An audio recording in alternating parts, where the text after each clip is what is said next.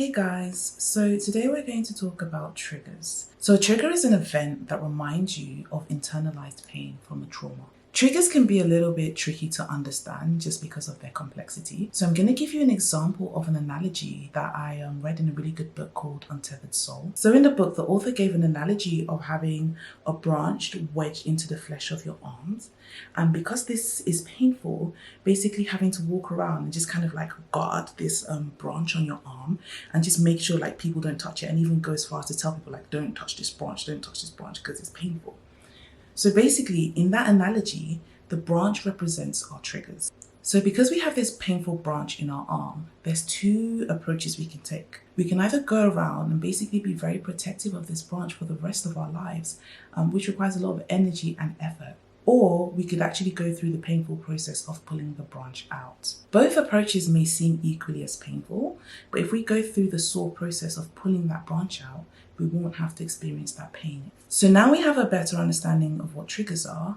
I'm now going to go through some examples of categories of triggers and use my life experiences as an example to hopefully help us understand this more. So an example of a trigger is self-worth. So using myself as an example, I was raised by a parent figure who mistreated me.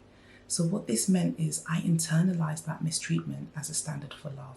So when it now came to events or situations which questioned my worth, this became a serious trigger for me. So an example would be salary negotiations. So whenever I would land a new job and they would offer me a set salary, I'd find it really nerving to counter offer and ask for more. And this was really because I didn't feel like I was worthy of more.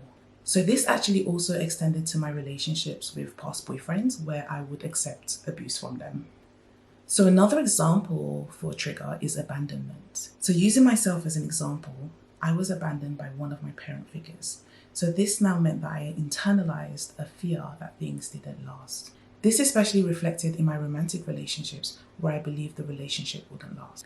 I was geared towards a breakup and very quick to walk away. So another category for a trigger is perfectionism. Using my personal example, I was raised in a household that was really strict.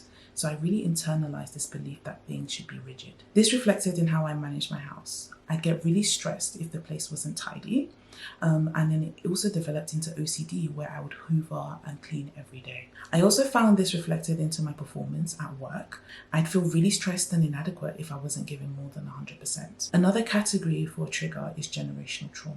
So for me, I grew up in a home where there was a lot of shouting and violence. This resulted in a fear of confrontation where if I found myself in a situation where I should defend myself or speak up for myself, I found it really hard to gather my thoughts and my feelings because I was just crippled with fear.